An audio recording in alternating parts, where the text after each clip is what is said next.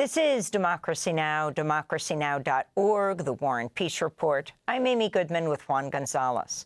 We turn now to North Carolina, where Bishop William Barber and other faith leaders are on a 50-mile march from Wilson to Raleigh to push for health care for all, immigrant rights, and voting access. The march began Wednesday at the St. Jerome's Church in Wilson, North Carolina. This is the church's pastor, Reverend Della Owens Barber.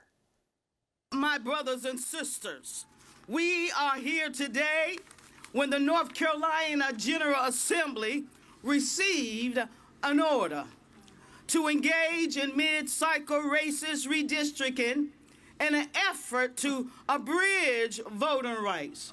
But oh no, we are gonna march.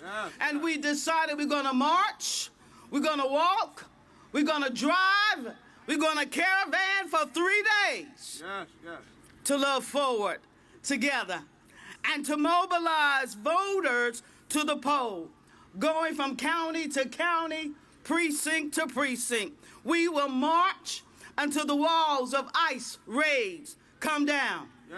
We will march until the walls of poverty fall down. We will march until the walls of religious nationalism fall down.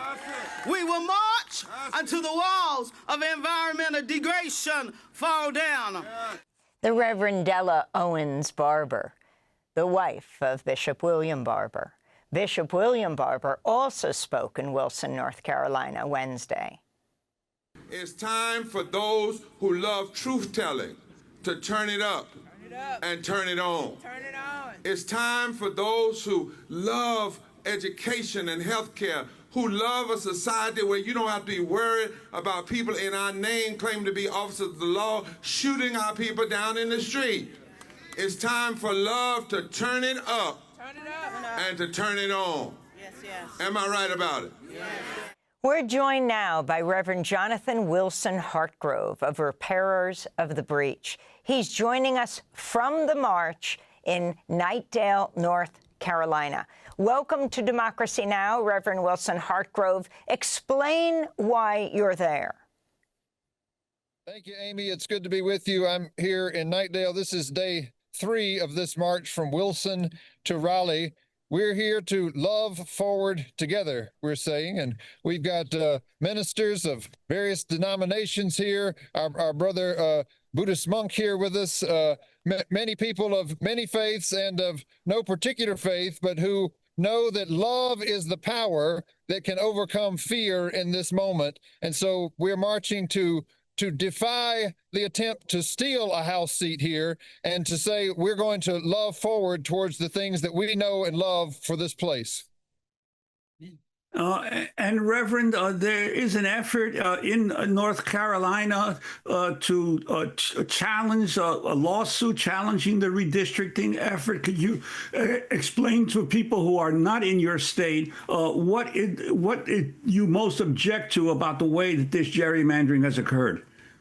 Well, I was glad to hear Ari Berman explaining one of the ways that the current regime is trying to subvert the upcoming election, but they may not need Maduro's help if they can get help from folks here in North Carolina. So Donald Trump called the North Carolina legislature and said, find me an extra House seat. And the folks in charge of the legislature here said they would be glad to do that. And so they drew a gerrymander that took the places that we've been walking through for the last few days out of District 1 and put them in District 3 because they think, based on their calculations, that they can do that and steal District 1 from the people who elected their representative there. The reality, though, is that you can only do this by borrowing from places that you think are safe. And we believe that the most powerful pushback against this robbery is for voters to show up. So early voting here started yesterday in our primary, and we've been walking and talking to folks about what they love and what they want for their state, and letting everybody know that we have the power of love to show up and to not only keep the power we have, but maybe even expand power, because The danger of a gerrymander, the political scientists say, is that it can become a dummy-mander. And we're hoping that there's going to be one big dummy-mander here in North Carolina. And repairs of the breach in your movement have also called for welcoming immigrants, not ICE. Could you talk about your concerns about the raids occurring around the country under the direction of President Trump? Well, the abuse of power that begins with voter suppression and election subversion then gets used to support policies that bring violence to our communities.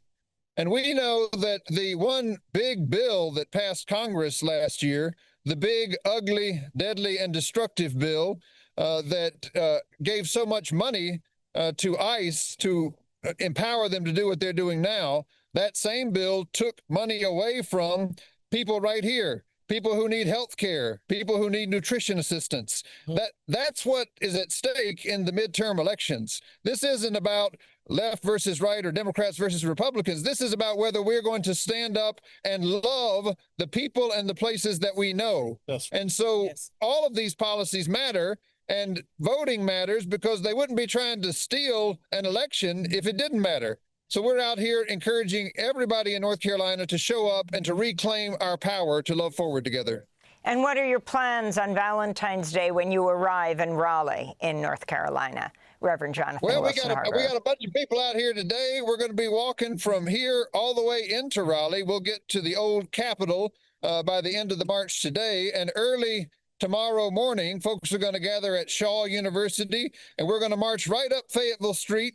We're going to fill it up with people who want to love forward together, and we'll have a rally there. We're going to have lots of people sharing about why they've made the walk, about why we're committed to reach out to low-income and infrequent voters in North Carolina.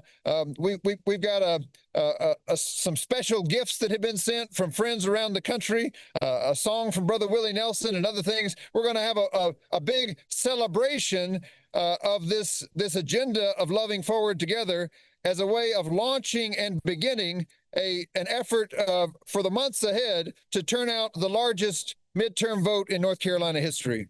Thanks for watching Democracy Now! On YouTube. Subscribe to the channel and turn on notifications to make sure you never miss a video.